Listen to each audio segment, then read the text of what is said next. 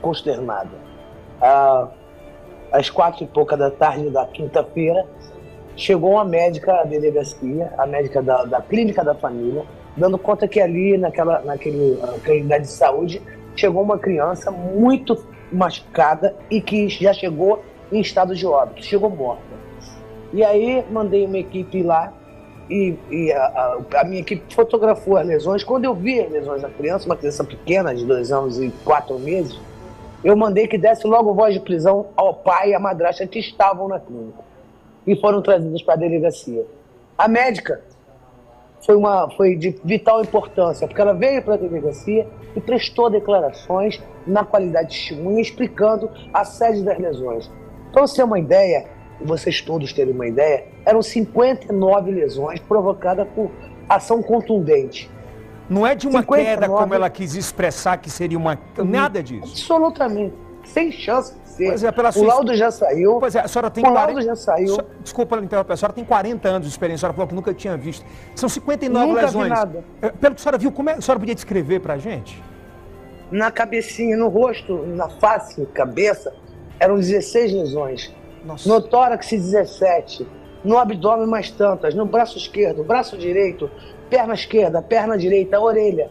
Uma queimadura enorme, muito grande, na região umbilical. E ainda uma fissura não. O ânus está rasgado. Dilacerado. Dilacerado, é essa a palavra. Você falou a palavra certa. E aí nós temos, no laudo que já foi feito, o laudo necroscópico, a criança foi para a necrópsia no IML, nós temos que ela sofreu politraumatismo torácico, abdominal, a causa morte, né? Torácico, abdominal, e a chamada síndrome da criança espancada. Síndrome da criança espancada, disse o perito, o legista.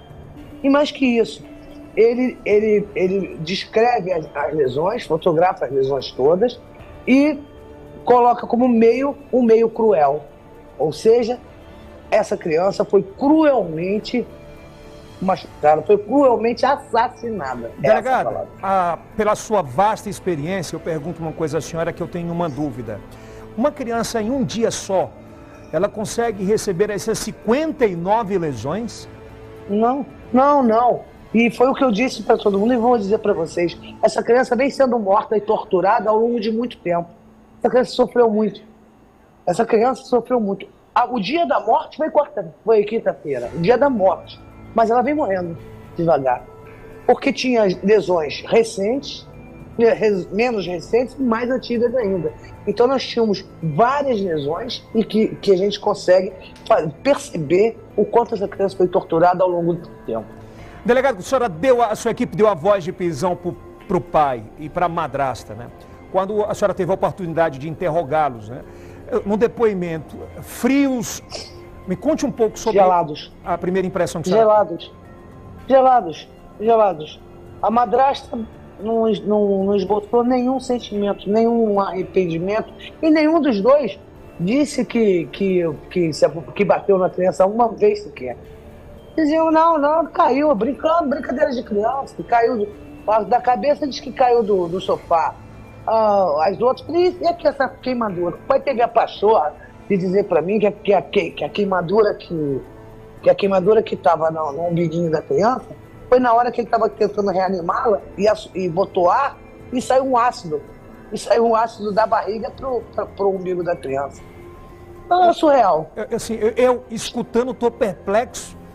Imagina eu. Como mãe, como avó, acredito.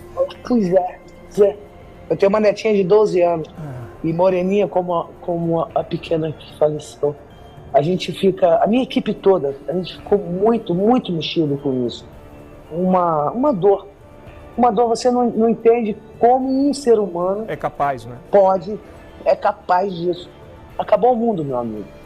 Alguém que faz uma maldade dessa com uma criança não tem humanidade.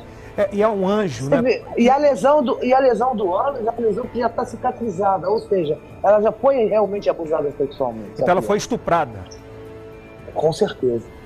Gente do céu, que mundo é esse que a gente está vivendo? Um anjo de 2 anos que sequer podia verbalizar um pedido de ajuda, sequer poderia se defender, né, de tanta atrocidade, e aí cai nas mãos de quem deveria ter definitivamente o único trabalho de proteger a sua filha, né?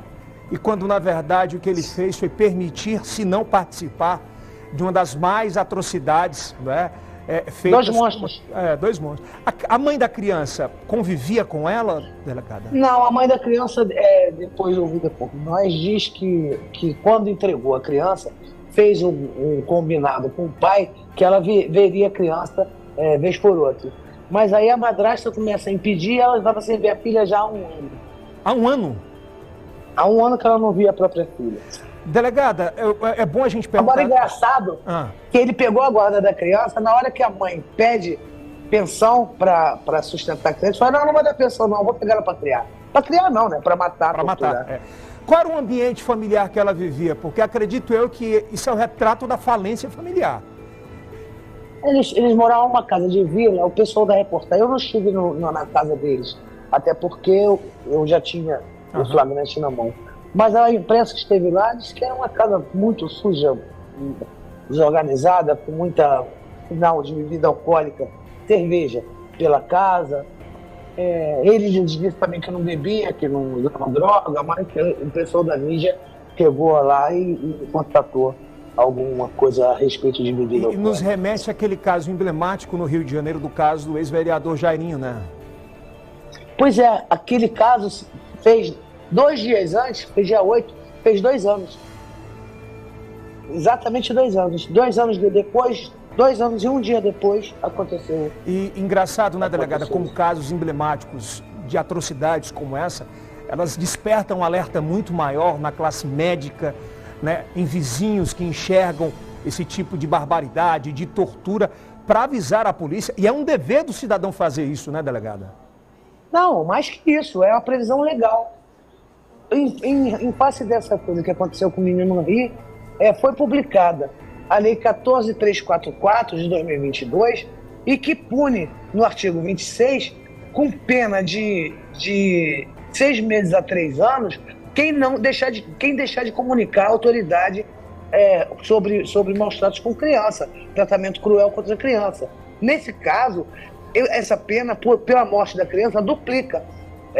Existe a duplicação disso. Ou seja, quem não comunica à autoridade policial sabendo, responde por esse crime do artigo 26. Mais que obrigação, porque é humano, é uma obrigação humana. É verdade. Mas mais que obrigação humana, nós temos a previsão legal.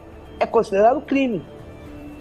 Delegada, para a gente fechar, o que você quer fazer uma pergunta também, mas antes, é importante a gente fazer essa abordagem, para você de todo o Brasil que nos assiste, casos de tamanha atrocidade mesmo, né, que um um monstro desses, com a madrasta, eles não assumam, a tecnologia, a investigação hoje cada vez mais evoluída, ela consegue provar por A mais B a presença deles na cena, né, com todos os seus detalhes, né, delegada?